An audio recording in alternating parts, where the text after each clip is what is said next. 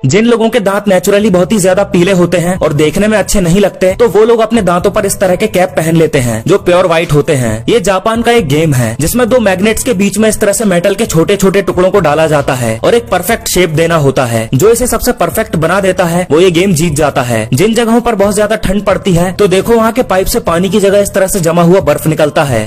इस इल्यूजन को समझना मुश्किल ही नहीं बल्कि नामुमकिन है। दरअसल इसे पेपर आर्ट इल्यूजन कहा जाता है। जैसे ये एक शराब की बोतल है पर असल में ये शराब की बोतल नहीं है, वैसे ही ये एक कैन है पर अगर आप इसे उठाओगे तो ये भी लंबा स्ट्रेच हो जाएगा। अब देखो ये गिटार कितना रियलिस्टिक लगता है, पर ये भी एक आर्ट है। यहाँ तक कि ये रियल दिखने वाला जूता भी रियल नहीं है और इस ब्रेड को तो रियल समझने की गलती बिल्कुल मत करना।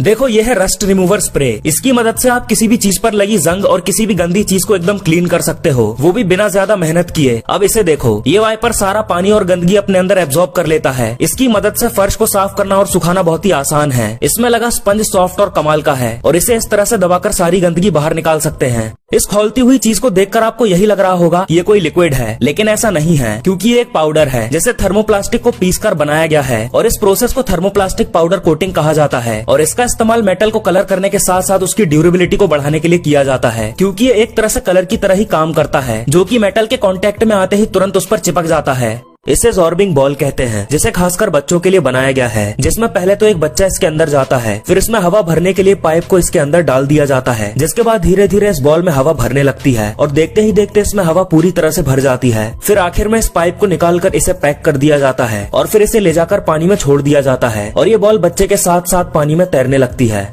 क्या आपको पता है कि जब बुर्ज खलीफा को बनाया जा रहा था तब इंजीनियर्स ने एक ऐसी गलती कर दी थी जिसके कारण आज भी दुबई के शेख परेशान हैं। दरअसल इस 828 मीटर ऊंची बिल्डिंग में कुल 1600 बाथरूम्स हैं, लेकिन आपको जानकर हैरानी होगी कि इसमें कोई भी सीवेज सिस्टम यानी गंदगी ले जाने वाले पाइप नहीं लगे हैं। तो फिर सारी गंदगी कहाँ जाती है? असल में 2008 में दुबई की सरकार ने अरबों रुपए का कर्जा लिया था, लेकिन यहाँ की फिसलती रेत में सीवेज पाइप को मेंटेन करना काफी मुश्किल और खर्चीला काम था, इसीलिए इसमें सीवेज सिस्टम पर पैसा खर्च नहीं किया गया और बुर्ज खलीफा से मल मूत्र का जो भी गंदा पानी निकलता है उसे नीचे एक जगह पर स्टोर किया जाता है, फिर उसे ट्रक में भरकर रातों रात शहर के बाहर फिकवा दिया जाता है। देखो जब समुद्र में लगातार जहाज बिना रुके चलते रहते हैं तो इस तरह से जहाज पर नमक की मोटी परत जम जाती है, जिसे इस तरह से हथौड़े मारकर हटाया जाता है। चाइना की सड़कों पर आपको इस तरह की पत्थरों के बीच में बनी रोटी बिकती हुई दिख जाएगी। इसे सेकने के लिए पहले इसे पत्थरों पर डाला जाता है, फिर इसके ऊपर पत्थरों को डाला जाता है और जब ये अच्छी तरह से पक जाती है तो पत्थरों को हटाकर इसे बाहर निकाल लिया जाता है। इसे गैक फ्रूट कहा जाता है जो ऑस्ट्रेलिया और साउदर्न चाइना में उगाया जाता है, जिसके अंदर रेड कलर के बीज निकलते हैं, जिसका टेस्ट काफी स्वीट और जूसी होता है।